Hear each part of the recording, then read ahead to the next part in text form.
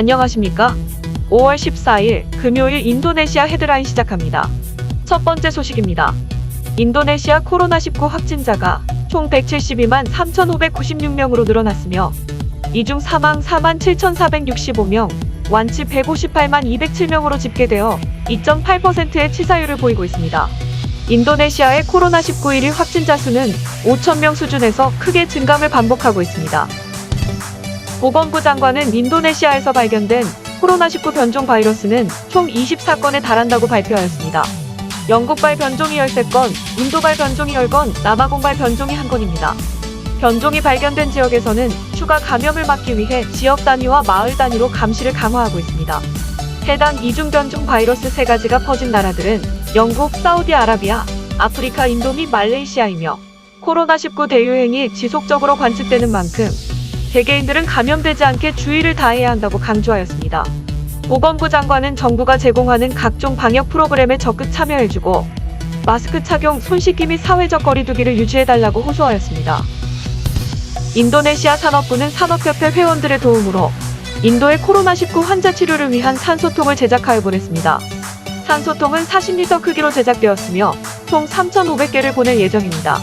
인도의 사정이 급박한 만큼 먼저 제작된 1,400개의 산소통을 컨테이너 5개로 선적하여 우선 배송을 하였습니다. 배송식에 참여한 산업부 장관은 인도의 코로나19 감염자가 하루 40만 명에 이르고 사망자도 하루 3,900명에 달한다며 인도는 인도네시아와 전략적 파트너 국가 중 하나이기에 어려움을 겪고 있는 인도의 형제들을 돕는 것은 당연한 일이라고 말하였습니다. 인도네시아 노동조합연맹은 코로나 확산 방지를 위해 외국인 노동자들의 입국을 막아야 한다고 주장하였습니다.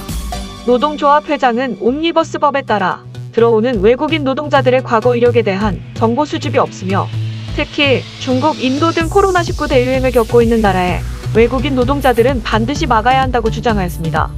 참고로 지난 30일 안에만 중국과 인도에서 각각 242명과 117명의 노동자들이 입국하였으며 특히 인도의 노동자들은 인도에서 변이 바이러스가 창궐한 이후에 입국한 것입니다. 코로나19 백신을 평등하게 공급하기 위해 설립된 세계 백신 면역 연합 코백스 퍼실리티는 인도네시아에 즉시 사용할 수 있는 아스트라제네카 백신을 144만여 개를 공급하였습니다. 인도네시아 외교부 장관은 코백스 퍼실리티를 통해 지금까지 641.5만 개의 아스트라제네카 백신을 수령했다고 전했습니다. 참고로 인도네시아가 지금까지 실제로 수령한 백신은 시노백이 6,850만 개, 아스트라제네카 641.5만 개, 시노팜 100만 개로 총 7,595만 개에 이르는 것으로 알려져 있습니다. 다음 소식입니다.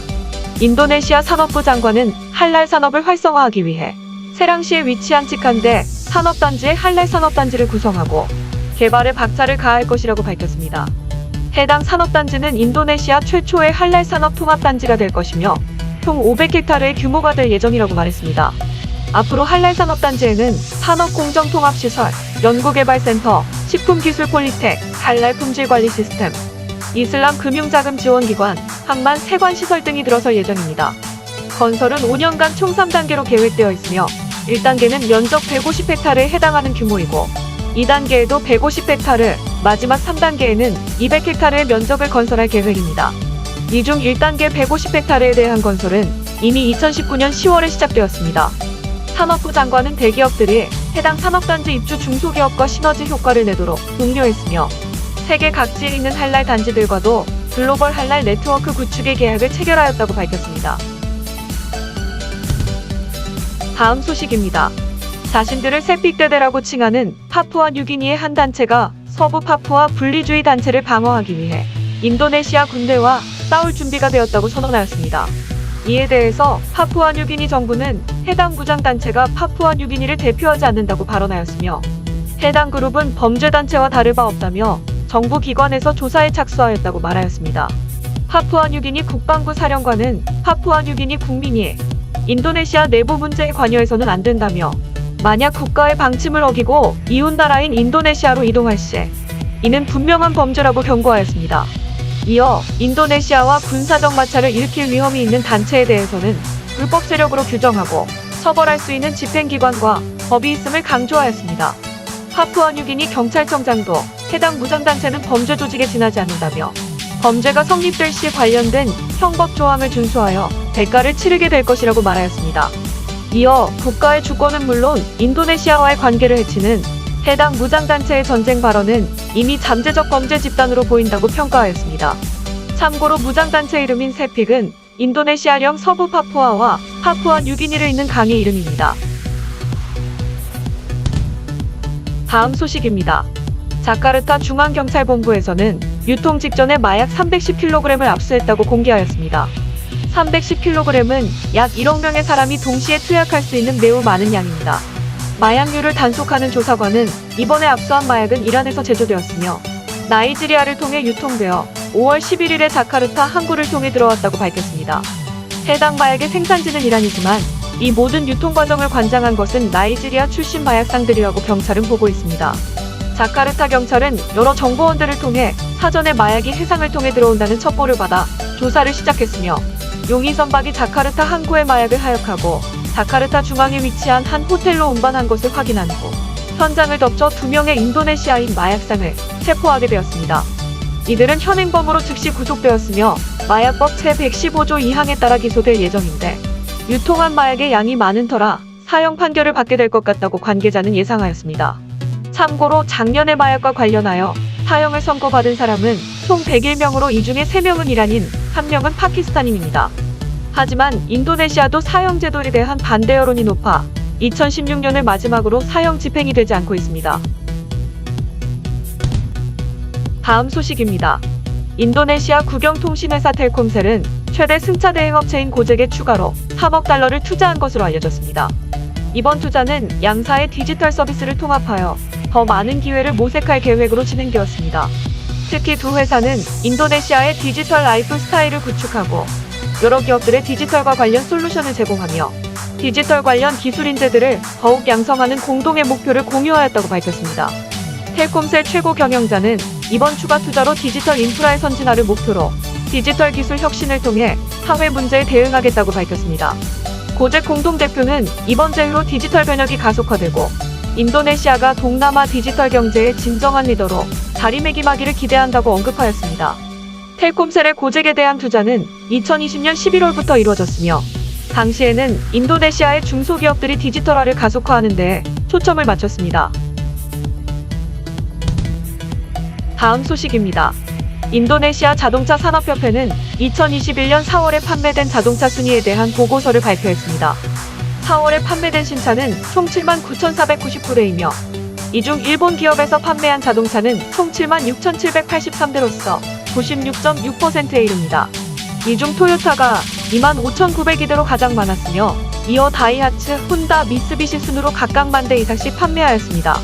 특히 혼다 자동차의 경우 정부에서 제공해준 사치 품새 완화 정책으로 급성장하게 되었다고 관계자가 전하였습니다. 참고로 인도네시아 버카시의 산업단지에는 현대자동차의 완성차 공장이 세워지고 있으며 이번 달에 실험 생산을 진행하고 있고 2022년에는 연간 25만 대의 자동차를 생산할 계획입니다. 현대자동차는 인도네시아에 100곳의 매장을 오픈할 예정이며 최근에 32번째 매장까지 오픈하였습니다. 향후 현대차가 일본 기업의 텃세를 뿌리치고 성장세를 보일지 관심이 쏠리고 있습니다. 다음 소식입니다. 인도네시아 전통 문양을 섬유에 새기는 바틱이 있는 것처럼 서부 수마트라에 위치한 멘타와이 섬에는 멘타와이 부족의 전통 문신이 있습니다. 멘타와이 문신은 가옥, 가지꽃 그리고 생명의 밧줄을 모티브로 삼고 있습니다. 가옥은 가족의 유대를 상징하며 가지꽃이 생명의 밧줄을 품고 있는 형상은 아름다움과 평화를 상징합니다. 보통의 전통 문신은 무섭게 보이기 위해 발전되었다면 멘타와이 문신은 아름다움과 평화를 보이기 위해 발전해왔습니다. 멘타와이 부족은 기원전 1500년의 그리스 지역에서 베트남을 통해 유입된 것으로 연구되었으며 당시에도 문신을 한 것으로 조사되어 세계에서 가장 오래된 문신으로 알려져 있습니다. 특히 하와이와 뉴질랜드에서도 유사한 문신들이 자리를 잡고 있어 과학자들은 이를 통해 인류의 이동을 유추하고 있습니다. 안타깝게도 멘타와이 전통 문신 계승자는 모두 60대 이상의 노년층이며 다음 세대로 전수되지 못했습니다. 전통 문신이 사라지고 있는 가장 큰 이유는 인도네시아 종교 정책과 관련이 있습니다. 전통 문신을 일종의 원시 종교의식으로 판단한 인도네시아 정부는 1954년 정부가 인정한 종교만 선택할 것을 강요했습니다. 또한 경찰이 마을에 있는 모든 문신 도구들을 불태웠으며 문신장인들이 문신을 할 때마다 체포하였습니다. 현대화 교육도 전통 문신이 사라지는 이유 중 하나로 꼽히고 있습니다. 해당 지역의 학교가 들어서면서 마을의 분위기가 크게 변해 문신을 요구하는 사람들이 없어졌기 때문입니다. 다행히 1년 전부터 전통 문신에 관심을 보이는 젊은 층에게 계승 작업이 진행되고 있으며 젊은 층과 관광객들 사이에서도 전통 문양의 현대화된 문신이 자리 잡는 분위기입니다. 시청해주셔서 감사합니다. 다음 시간에 뵙겠습니다.